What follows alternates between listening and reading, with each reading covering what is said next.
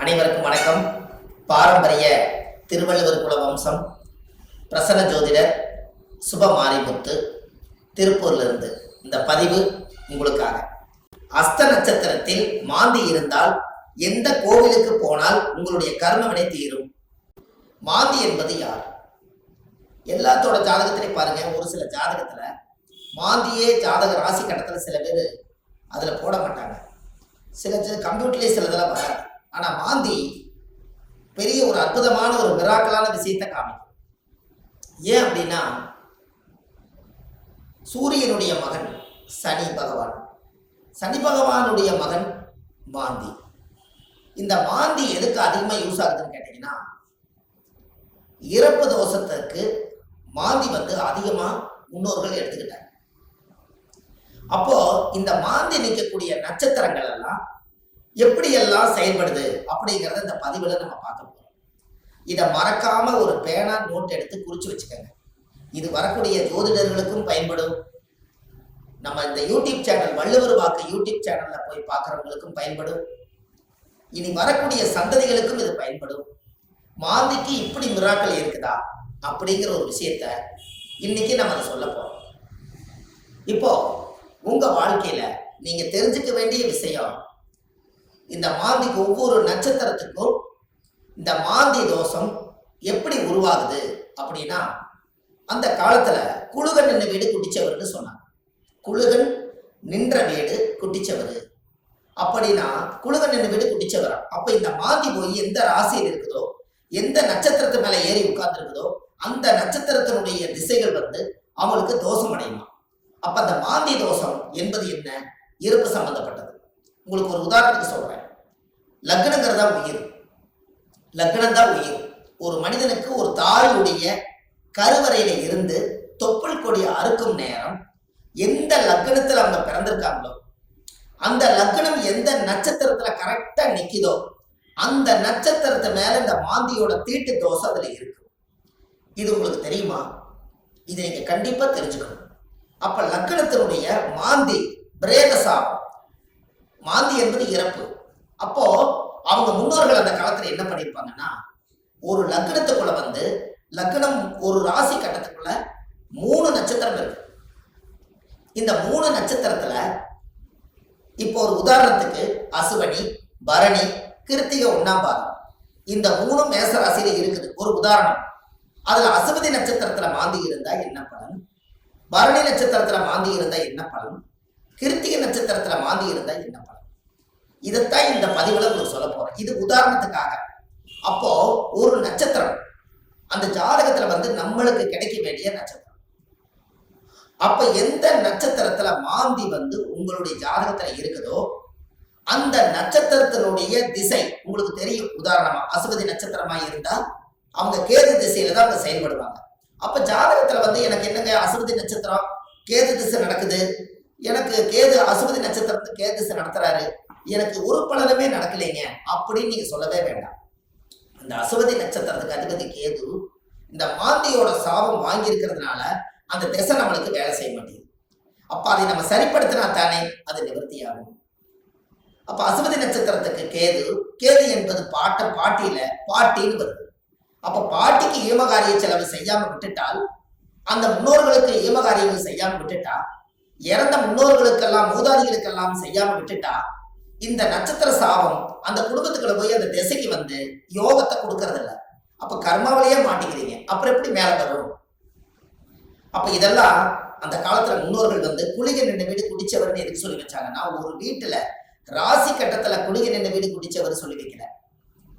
அவங்க சொல்லி வச்சதே குளிகன் நின்ற நட்சத்திரம் அந்த வீடு குடிச்சவர்னு வச்சாங்க. அந்த நட்சத்திரத்தினுடைய திசைகள் யாருக்கு வந்தாலும் இந்த மாந்தியோட சாபம் அவங்கள துரத்திக்கிட்டே. ஒரு உதாரணம், லக்னத்து மேலேயே மாந்தி நிற்குது. ஒருத்தருக்கு லக்னத்து மேலேயே மாந்தி, லக்னம் என்ற நட்சத்திரம் எதுவோ அதுவே மாந்தி. அந்த மாந்தி சாபம் இருந்தா அவங்க என்ன ஒரு அனாதிபாடி எடுத்து அடக்கம் பண்ணுனா அவங்களுக்கு அந்த மாந்தி சாபம் நிவர்த்தி ஆகுங்கிறது ஒரு நூல். ஏன் அப்படின்னா, அந்த லக்கணத்துக்குள்ள மாந்தி பிறக்கும் போது ஒரு தாயுடைய கருவறையில இருந்து மாந்தி என்பது நிலையா இருக்கிறது, ஒரு ராசியில ரொம்ப நாள் இருக்கிறது. லக்னம் என்பது 2 மணி நேரத்துக்கு ஒரு லக்னம் நகர்ந்து வெளியில வந்துடும். கரெக்டா அந்த பிரசவமாகி இந்த லக்னம் போய் கரெக்டா மாந்தியோட நட்சத்திரத்துல போய் கரெக்டா அந்த லக்னம் உட்கார்ந்துட்டால் இந்த லக்னம் வந்து தீட்டாய் போயிடும். இதுதான் அதனுடைய பரம ரகசியம். நம்ம அவங்களுக்கு பாருங்க, அந்த லக்னம் போய் நின்ற நட்சத்திரத்துல போய் அந்த தீட்டு விழுந்துருச்சுன்னா முகமெல்லாம் மாறிடும். முகம் அவங்களோட தேஜஸ் இருக்காது, ஒரு இருளன்ற மாதிரி இருப்பாங்க. என்னமோ ஒரு தோஷம் அவங்கள தாக்கிட்டே இருக்கும். ஒரு செயல்பாடு சிறப்பா இருக்காது. எந்த ஒரு காரியம் எடுத்தாலும் தடை, வீட்டு காரியம் எடுத்தாலும் தடை, தொழில போய் ஜெயிக்கலாம்னா தடை, திருமண வாழ்க்கையில நிம்மதியா இருக்கலாம்னா திருமணத்துல திருப்தி இல்லை, குழந்தை பாக்கியம் பெற்றுக்கலாம்னா குழந்தைக்கு ஏதாவது ஒரு உச்சங்கள், பூர்வீகத்துல போய் வாழலாம்னா பூர்வீகத்துல முன்னோருடைய சாபம். இப்படி வந்து இந்த மாந்தியுடைய நட்சத்திர தோஷங்கள் உங்களுக்கு அதிகமான முறையில இது கர்மாவா செயல்படுது. அப்போ முன்னோர்கள் அந்த காலத்துல இதுக்கு எல்லாமே கோவில் வச்சிருக்காங்க பாருங்க. இதுதான் ஒரு ஹைலைட்.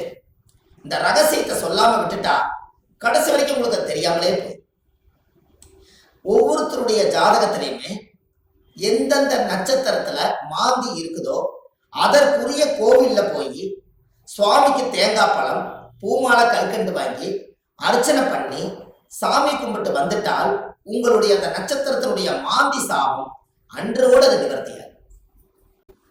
அப்ப இது ஒரு பெரிய அற்புதம் அல்லவா? இப்ப நீங்க தெரிஞ்சுக்கணும். அப்ப அந்த கோவிலுடைய வரலாறு எங்க இருக்குது, அந்த கோவிலை நம்ம எப்படி கண்டுபிடிக்கிறது, இந்த கோயிலுக்கு போறதுக்கு வழிமுறைகள் என்ன, இது எல்லாமே நீங்க தெரிஞ்சுக்கிட்டா மட்டும்தான் அந்த வாழ்க்கை உங்களுக்கு கரெக்டா செயல்படும். அப்போ முன்னோர்கள் அந்த காலத்துல சூரியனுடைய மகன் சனி பகவான், சனி பகவானுடைய மகன் மாந்தி. அப்ப அப்பாவுடைய பேரன் தான் நம்மளுக்கு மாந்தி தோஷமா வர்றாரு. அப்ப அப்பாவுடைய சொத்து பிள்ளைக்குத்தானா, அப்பாவுடைய பாவம் பிள்ளைக்குத்தானே. அந்த கர்மாவில் இருந்துதான் உங்களால வெளியில வர முடியல. அப்ப இது மூலியமா தான் உங்களுக்கு கர்மா செயல்படுது. பாருங்க, உங்களுக்கு தாத்தாவோட சொத்து அந்த காலத்துல பாத்தீங்கன்னா தாத்தாவோட சொத்தை கொண்டு போய் வாழ்ந்து முடிச்சுட்டு உயிர் எழுதும் போது பேரன் பேர்ல போய் எழுதுவார்.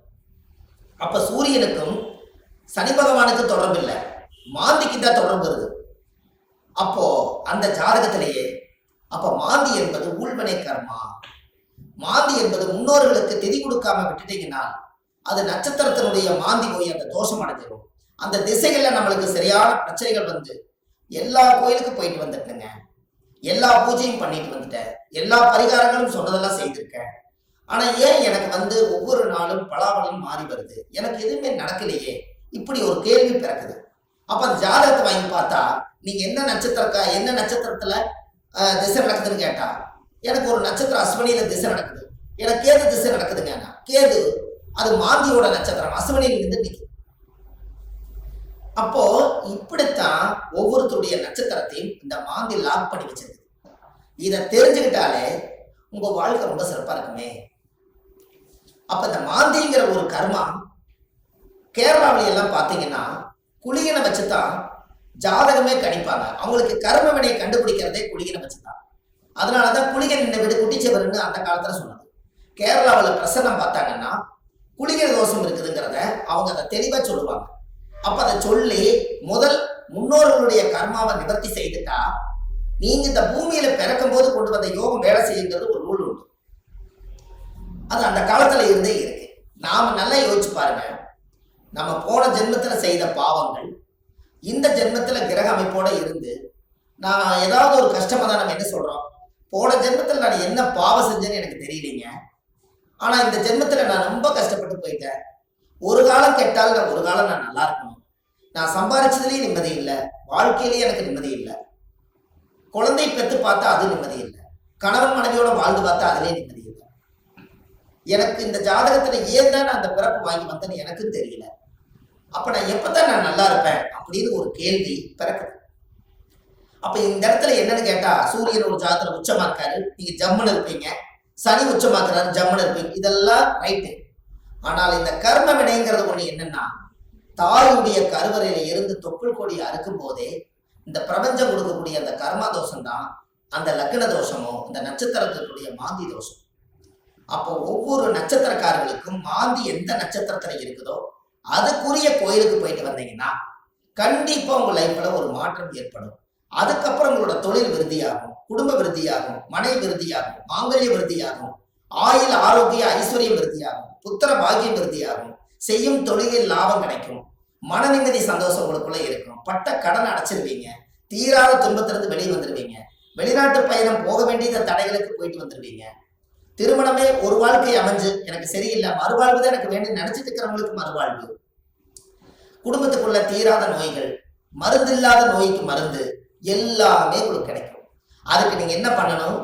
உங்க ஜாதகத்தை நீங்க நல்லா எடுங்க. ஜாதகத்தை எடுத்து உங்க ஜாதகத்துல மாந்தி சாரமாகாத கிரகம் சோரம் போய் விடுமா. மாந்தி எந்த நட்சத்திரத்துல இருக்குதோ அந்த நட்சத்திரம் எதுன்னு பாருங்க. அந்த நட்சத்திர கோயிலுக்கு கரெக்டா நீங்க போயிட்டு வாங்க. உங்களுக்கு அந்த மாந்தி நின்ற நட்சத்திர தோஷம் நிவர்த்தியானால் உங்களுக்கு நடக்கிற குடும்பத்துல எல்லாம் நல்லா. அப்போ இந்த ஜாதகத்துல இவ்வளவு பெரிய ரகசியத்தை நிவர்த்தி பண்ணலைன்னா அது முடக்கு மாதிரி அப்படியே முடங்கி போயிடும். இதனாலதான் அந்த ஜாதகத்துல அந்த காலத்திலேயே இந்த விஷயத்த சொல்லி வச்சாங்க. இது இன்னைக்கு தான் அது வெளியில வருது, இருந்தாலும் பரவாயில்ல.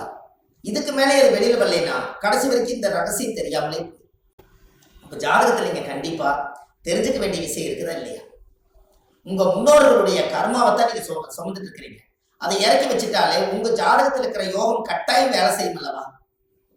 ஒவ்வொருத்தரும் மனசுக்குள்ள நம்ம எதோ சம்மந்தம் இல்லாத உள்ளத்துக்குள்ள எதையாவது ஒரு மனசுக்குள்ள போட்டு பரட்டிட்டே இருக்கிறோம். என்னைக்குத்தான் நம்ம இந்த மனசுல இருந்து ரிலீஸ் ஆயிடுவோம் அப்படிங்கிற உள்ளம் ஒவ்வொரு நாளும் துடிக்குது. அதுக்கு எங்க தப்பு நடக்குதுன்னு நமக்கு தெரியணும் அல்லவா? திசை அடிப்படையில பார்த்தா எனக்கு திசை நல்லா இருக்குதுன்னு சொல்றாங்க, ஆனா மனசு சரியில்லை. நட்சத்திர அடிப்படையில பார்த்தா எனக்கு இந்த நட்சத்திரங்க, ஆனா இந்த வரைக்கும் நான் நல்லா வாழல. லக்னம் நல்ல லக்னத்துல தான் பிறந்திருக்குன்னு சொல்றாங்க, ஆனா லக்ன பிறப்புல நான் நல்லா வாழல. 9 கிரகங்களும் சரியான இடத்துல அமைஞ்சிருக்குதுன்னு சொல்லியிருக்காங்க, ஆனா இது வரைக்கும் எனக்கு 9 கிரகத்தினுடைய சூட்சமத்தினால நான் திருப்தி அடையல. அப்ப நானே கையூனி கரணம் பாஞ்சு வாழ்க்கையில வெளியே சொல்லாம ஒரு கௌரவத்துக்காக வாழ்ந்துட்டு இருக்கிறேன். நான் என்னைக்குத்தான் உண்மையா வாழுவேன்? இப்படிங்கிற கேள்வி ஜோதிடம் பார்க்க ஒவ்வொருத்தர்களுடைய உள்ளத்திலே துடிக்குது. அப்ப இந்த வாழ்க்கைக்கெல்லாம் மாந்தி தான் பிரதான தோஷம். அதுதான் ஊழ்வினை தோஷம், அதுதான் கர்மவினை தோஷம். முடக்கு தோஷத்துக்கு அப்பாற்பட்டு 100 விதமான தோஷத்துக்கு ஒரே தோஷம் மாந்தி தோஷம். இந்த இறப்புக்கு மட்டும் ஒரு பெரிய தோஷம் என்னன்னா மாந்தி தான் இறப்பு. உங்களுக்கு ஒண்ணு தெரியுமா? குளிகை காலத்துல சொல்லுவாங்க, ஒரு குளிகை காலத்துல ஒரு விஷயத்த செஞ்சா திரும்ப திரும்ப செஞ்சுக்கிட்டே இருப்பாங்க. அப்ப நல்லது செஞ்சாலும் திரும்ப திரும்ப வரும், கெடுதல் செஞ்சாலும் திரும்ப திரும்ப வருமா. அப்ப குளிகை நேரத்துலதான் எதை செய்யணும்னு அந்த காலத்துல முன்னோர்கள் அதை யோகிச்சு வச்சிருக்காங்கல்ல. இது எல்லாம் தான் உலகத்துல இருக்கு. நீங்க போங்க, வள்ளுவர் வாக்குன்னு யூடியூப் சேனல்ல போனீங்கன்னா இது போல ஆயிரக்கணக்கான பரிகாரத்தை நிறைய கொடுத்துருக்கேன். கண்டிப்பா இதெல்லாம் நீங்க தெரிஞ்சுக்கணும். ஏன்னா அந்த மாந்தியோட சாபத்தை தீர்த்துட்டாலே உங்க வாழ்க்கையில ஒரு அஸ்வமேத யாகம் நடத்துறதுக்கு சமம் கொடுக்கும். எப்படி ஒரு பிரமாதமான ஒரு பிறப்புன்னு பாருங்க. அப்ப இந்த கண்டிப்பா உங்களுக்கு இதுக்கு ஒரு தீர்வு வேணும் அல்லவா? அதுக்கு நீங்க முதல் இந்த கோவிலை கண்டுபிடிக்கிறதுக்கு முன்னாடி முதல் நீங்க வீடு வாசல்லாம் வலிச்சு சுத்தப்படுத்திட்டு, இந்த மாந்திக்கு ஏதாவது ஒரு அனாதையா இறந்து போயிருந்தாலோ இல்ல ஒரு இறப்புக்கு நீங்க போனாலோ, எங்களோட வாழ்க்கையில மாந்தி தோஷம் பிரேத தோஷம். யாருடைய நட்சத்திரத்துல மாந்தி இருக்கு அந்த நட்சத்திரத்துக்கு பிரேத தோஷம். அதனால இறந்தவங்களுக்கு ஏதாவது ஒரு ரோஜாப்பூ மாலை வாங்கி கொண்டு போய் மாலை போட்டுவாங்க. அப்படி இல்லைன்னா ஒரு வில்வ மாலை வாங்கி கொண்டு போய் போட்டுவாங்க. அதை போட்டுட்டு வீட்டுல மஞ்சள் தண்ணி கல்லுப்பு போட்டு வீடு வாசல்லாம் வலிச்சு நீங்க சுத்தப்படுத்தி உங்க குலதெய்வம் கோயில போய் 11 ரூபாய் காணிக்க, வெத்தலைப்பாக்கு, எலுமிச்சம்பழம் இதை கொண்டு போய் சாமியோட பாதத்துல வச்சு கும்பிட்டுட்டு இந்த மாந்திக்கு உண்டான கோவிலுக்கு நீங்க போயிட்டு வரணும். அஸ்த நட்சத்திரத்தில் மாந்தி இருந்தால் திருச்சியில் மாவட்டத்தில் உத்தமர் கோவில் உள்ளது. அந்த கோவிலில் உங்களுடைய பெயரில் சுவாமிக்கு தேங்காய் பழம், பூமாலை, விளக்கு வாங்கி அர்ச்சனை செய்து வந்தால் உங்களுடைய கர்மவினை தோஷம் அன்றோடு நிவர்த்தியாகும். அப்ப அந்த கோவிலுக்கு நீங்க போறதுக்கு முன்னாடி இந்த வீடு வாசல்லாம் வலிச்சு நீங்க சுத்தப்படுத்தி, குழந்தை பிறந்த வீடு, வயசுக்கு வந்த வீடு, இறந்த வீடு, இந்த வீட்டுகளுக்கெல்லாம் நீங்க போகாம இந்த பிரேதத்துக்கு நீங்க மாலை போட்டுட்டு 3வது நாள்ல இருந்து ஒரு 3 நாளைக்காவது வீடு வாசல்லாம் வலிச்சு சுத்தப்படுத்தி நான்வெஜ் எதுவுமே யூஸ் பண்ணாம நீங்க பரிசுத்தமா நீங்க இருக்கணும். இருந்துதான் நீங்க அந்த கர்மவினை தீர்க்கக்கூடிய கோயிலுக்கு நீங்க போயிட்டு வர முடியும். நல்லா புரிஞ்சுக்கங்க. இதுல குலதெய்வம் எனக்கு தெரியலீங்கன்னு சொன்னால் உபாசன தெய்வம், நீங்க என்ன இஷ்ட தெய்வத்தை இப்ப வணங்கிட்டு இருக்கிறீங்களோ அந்த தெய்வத்தோட பாதத்துல வெத்தலை வாக்கு, எலுமிச்சம்பழம், பூ, பழம், கனி வச்சு சாமி கும்பிடுங்க. ஒருவேளை எனக்கு உபாசன தெய்வம் தெரியலனா விநாயகர் கோயிலை வச்சு சாமி கும்பிடுங்க. வினையை தீர்க்கக்கூடியவர் விநாயகர். அப்படி ஒருவேளை எனக்கு விநாயகர் கோயிலும் முடியலனா முருகன் கோயில்ல திருச்செந்தூர் முருகனை நினைச்சுக்கலாம். 6 வடை வீட்டுல எந்த வடை வேணாலும் நீங்க எடுத்துக்கலாம். இப்படி ஏதாவது ஒரு தெய்வாலயத்துல வெத்தலை வாக்கு, 11 ரூபாய் காணிக்க, எலுமிச்சம்பழம். இதை வச்சு நான் இந்த கர்ம வினையை தீர்த்துட்டு வர்றேன். அதை தீர்த்துட்டு வந்ததுக்கு அப்புறம் என்னுடைய வாழ்வாதாரம் நல்லா இருக்குன்னு சொல்லி நீங்க அந்த ஒரு மூல மந்திரத்தை நீங்க ஒரு கோயில்ல போய் சொல்லணும். என்னன்னு சொல்லணும்? முற்பிறவியில செய்த பாவங்கள் என்னோட கர்மாவெல்லாம் தீரணும்னு சொல்லி கோயில்ல நீங்க விளக்கு போட்டு ஒரு 21 முறையாவது அந்த கோயில் முன்னாடி போய் சாமி கிட்ட சொல்லணும். என்னன்னு? முற்பிறவியில செய்த பாவங்கள் எப்பிறவிக்கும் தொடராமல் இருக்க இப்பிறவியிலேயே என்னுடைய தந்தை வழியில வந்த கர்ம வினைகளும் தாய் வழியில வந்த கர்ம வினைகளும் என்னுடைய இந்த பூர்வ ஜென்மத்துல நான் இந்த பூமியில கொண்டு வந்த கர்ம வினைகளும் இன்றோடு நிவர்த்தி ஆகட்டுன்னு சொல்லி உங்க ஜாதகத்துல இந்த கர்மா தோஷத்தை நீங்க சுத்தப்படுத்தியாச்சுன்னா அன்னையோட உங்க வாழ்க்கை ரொம்ப சிறப்பா இருக்கும். இதை சொல்லி விளக்கு போட்டு சாமி கும்பிட்டு தேங்காய் பழம் பூமாலை கல்கண்டு வாங்கி அர்ச்சனை பண்ணி சாமி கும்பிட்டு வாங்க. அன்னையோட அது நிவர்த்தி ஆகும். அந்த கோவில் என்னங்கிறது தான் இப்போ உங்களுக்கு சொல்ல போறேன். ஏன்னா இந்த கோயில் நம்ம எப்ப சொல்லணுங்கிற ஒரு விதி இருக்குது. இந்த அர்த்தங்கள் எல்லாம் புரியாம நீங்க கோயிலுக்கு தெரிஞ்சிட்டாலோ கோயிலுக்கு போனாலும் விவரம் பத்தாது. அதனால நீங்க இதை செஞ்சீங்கன்னா உங்க வாழ்க்கை ரொம்ப பிரமாதமா இருக்கும் என்று சொல்லி இந்த ஒவ்வொருத்தரோட வாழ்க்கையிலையுமே இந்த மாந்தி தோஷம் நம்மளை ரொம்ப கடுமையான பாதிப்புல கொண்டு போய் எல்லா மக்களையும் உட்கார வச்சதுனால இந்த மாந்தியிலிருந்து நீங்க விடுதலை ஆயிட்டால் உங்களுக்கு சுதந்திரம் கிடைச்சாச்சு. உங்க ஜாதகத்தினுடைய பிடியிலிருந்து தோஷத்தினுடைய பிடியிலிருந்து உங்க வாழ்வாதாரத்தினுடைய பிடியிலிருந்து நீங்க மிகப்பெரிய பிரம்மாண்டமான ஒரு ஆரோக்கியமான வாழ்க்கை வாழுவீங்க. இந்த மாந்தி சாபத்தை நிவர்த்தி பண்ணிட்டு வாங்க. உங்க வாழ்க்கை எப்படி இருக்குதுன்னு மட்டும் பாருங்க. வள்ளுவர் வாக்குன்னு யூடியூப் சேனல்ல போயிட்டு இருக்குது. ஆன்லைன்லயே நம்ம ஜாதகம் பார்க்கறோம். Date of birth, time, place நீங்க கொடுத்தா போதும். ஜாதகத்தை கணிச்சு போன்லயே உங்களுக்கு சொல்லிடுறோம். இதுல உங்க ஜாதகத்துல கீழே போயிட்டு இருக்கிற நம்பருக்கு நீங்க ஒரு முன்பதிவு செய்து வச்சுக்கோங்க. இந்த மாதிரி 1000 பரிகாரங்கள் உங்களுக்கு எளிமையா கொடுத்துருக்கறனால இதை நீங்க ஒரு சப்ஸ்கிரைப் பண்ணுங்க. டெய்லி போடக்கூடிய வீடியோ உங்களுக்கு வந்துடும். அப்ப இந்த ஒரு சூட்சமத்தை இன்னைக்கு இந்த மாந்தி தோஷத்தை நிவர்த்தி பண்றதுக்கு கட்டாயம் உங்களோட வாழ்க்கையில ஒரு மிகப்பெரிய ஒரு மாற்றத்தை நீங்க ஏற்படுத்த போகுது. அப்ப என்னென்ன நட்சத்திரத்துல மாந்தி இருந்தால் இந்த கர்மதோஷம் நீங்கிறத 27 நட்சத்திரத்துக்காரர்களுக்கும் இந்த வீடியோவை நான் உங்களுக்கு பதிவா கொடுக்குறேன். ஒவ்வொரு நட்சத்திரக்கார 27 நட்சத்திரத்துல யாராரு இந்த உலகத்துல எந்தெந்த நட்சத்திரத்துல நீங்க பிறந்திருக்கீங்களோ அந்தந்த நட்சத்திரத்துல போய் அதுக்குரிய கோயிலுக்கு போய் வழிபாடு பண்ணிருப்பாங்க. கண்டிப்பா உங்க வாழ்க்கை நல்லா இருக்கும். அதுக்காக இந்த பதிவை கொடுக்குறேன். பாரம்பரிய திருவள்ளுவர் குல வம்சம் பிரசன்ன ஜோதிடர் சுப மாரிமுத்து திருப்பூர்ல இருந்து. நன்றி, வணக்கம்.